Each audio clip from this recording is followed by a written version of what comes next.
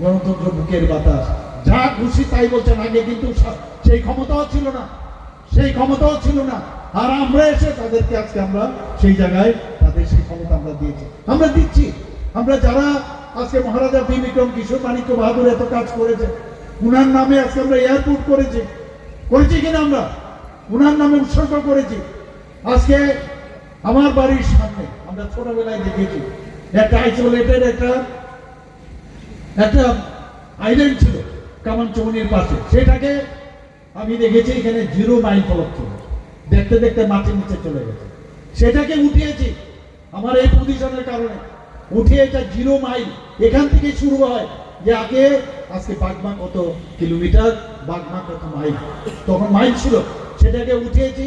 এবং আমরা জানি মহারাজা বীর বিক্রম কিশোর মাণিক্য বাহাদুরকে আমরা কি বলি, আমরা বলি আধুনিক ত্রিপুরা রূপটা। উনাকে সম্মান দেওয়ার জন্য সেখানে আমরা বীর বিক্রম কিশোর মাণিক্য বাহাদুরের মূর্তি সেখানে স্থাপন করেছি বন্ধুগণ। এই হচ্ছে আমাদের ভারতীয় জনতা পার্টি, আমরা সম্মান দিতে জানি।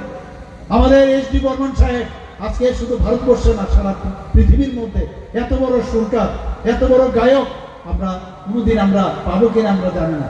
আমি যখন মুখ্যমন্ত্রী হলাম, এয়ারপোর্ট থেকে আসার যে গেট আমরা তৈরি করছি, সেখানে ওনার পূর্ণবয়ের মূর্তি আমরা সেখানে প্রতিষ্ঠিত করেছি। কিন্তু তারপরেও খুশি না, কারণ ওনাদের টার্গেট আলাদা। আরে এখন গণতন্ত্রের যুগ, রাজতন্ত্র নেই। আর গণতন্ত্র আপনাকে বুঝতে হবে, এই একজনের ফটো দেখিয়ে সেই পতাকার মধ্যে নিজের ফটো দিয়ে এই গণতন্ত্র চলে না, এটা রাজতন্ত্রের মধ্যে চলে, গণতন্ত্রতে চলে না। মানুষ এখন তৈরি করে কে মুখ্যমন্ত্রী হবে, কে মন্ত্রী হবে, বিভিন্ন জায়গায় আজকে এডিসির কে কারা কারা মিনিস্টার হবেন, সব গণতন্ত্রের মাধ্যমে হবে। কিন্তু এখনো সেই জায়গা থেকে বেরোতে পারছে না। আমি বলবো এখনো ভগবানের কাছে প্রার্থনা করব যে ওনাদের জন্য সৎ বুদ্ধি দেয়, এখনো সেই জায়গা থেকে বেরিয়ে আসে। মুখে বললাম হ্যাঁ, আর কাজের বেলায় কিছু করলাম না, এইভাবে ফাঁকি দিয়ে আর বিভ্রান্ত করে আর বহিবংশ কায়দায় মিথ্যা পদে আর গলার যে নালি ফুলিয়ে কথা বলে এক মাথার থেকে আরেক মাথা, এসব অ্যাক্টিং আর চলবে না। আগামী দিন এগুলো মানুষ, আমি নিশ্চিত যে 28টা যে আমাদের জায়গা আছে, মারপিট, আমি তো বলেছি মারপিট করে ভারতীয় জনতা পার্টিকে ভয় দেখে কিচ্ছু করতে পারবেন না আপনারা। কারণ এখন ভারতীয় জনতা পার্টি জেগে গেছে। আজকে যারা যারা যুক্ত হয়েছে, আমাদের যেখানে যাচ্ছি সেখানে ভারতীয় জনতা পার্টির শক্তি বৃদ্ধি হচ্ছে। কালকে কুমলুঙে যে আওয়াজ, সেই কুমলুঙের আওয়াজ আপনারা শুনতে পেরেছেন, আপনারা দেখেছেন কত জনজাতি ভাই বোনেরা আনন্দের সাথে। আর আমাদের পার্টি গুন্ডা পার্টি না, আমাদের পার্টি আমরা বারবার বলি আমরা কাউকে মারবো না, আমাদের কথা মানুষকে বুঝাবো। কি পারবো কি পারবো না সেটা পরের কথা, কিন্তু আমাদের কথাটা তো আপনারা শুনবেন। এবং একমাত্র ডেভেলপমেন্ট হচ্ছে বলে আজকে দেশ সুরক্ষিত হচ্ছে।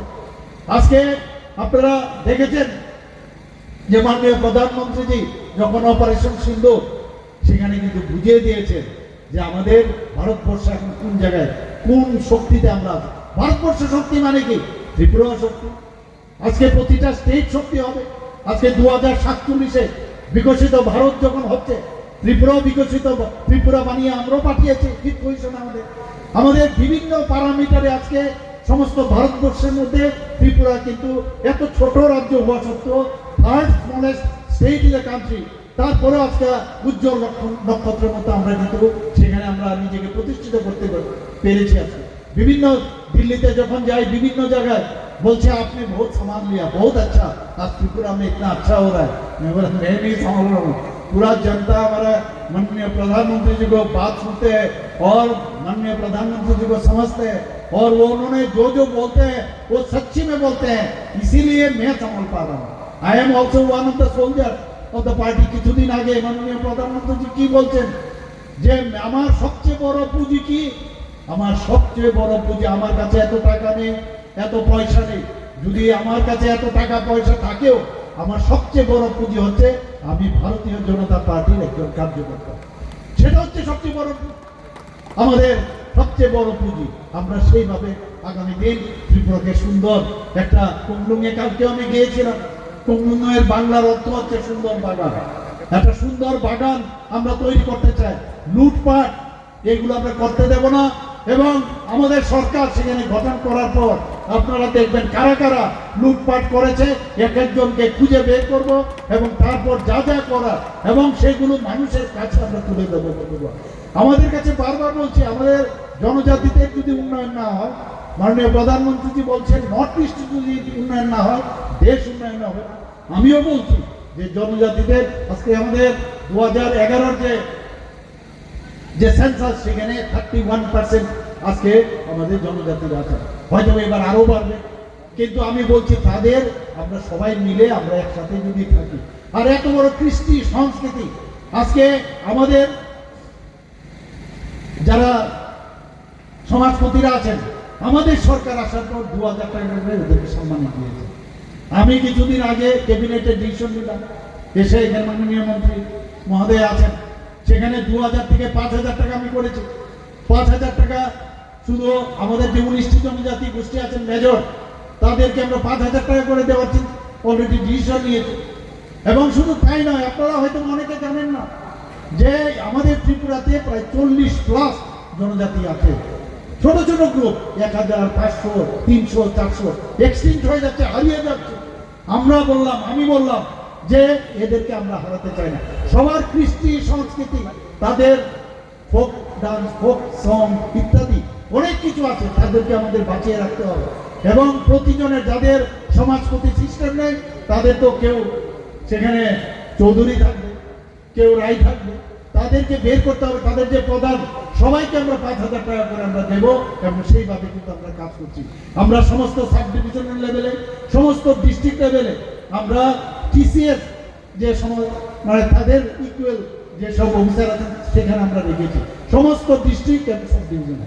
এবং তাদের কাজ কি, সমস্ত স্কিমগুলো, জনজাতিদের যে স্কিমগুলো আছে আমাদের সেন্ট্রালের এবং আমাদের স্টেটের রাজ্যের, সেইগুলো তারা খালি দেখবে।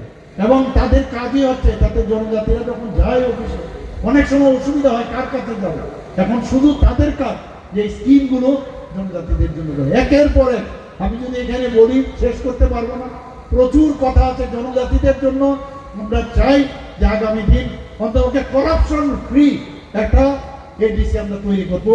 সেই আশা আকাঙ্ক্ষা রেখে এখানে যারা আজকে জয়েন করেছেন তাদেরকে ভারতীয় জনতা পার্টির তরফ থেকে স্বাগত জানিয়ে এবং সবাই এখানে যারা এতক্ষণ ধরে উপস্থিত রয়েছে সবাইকে হার্দিক অভিনন্দন, শুভেচ্ছা জানিয়ে যত না হাম্বায়।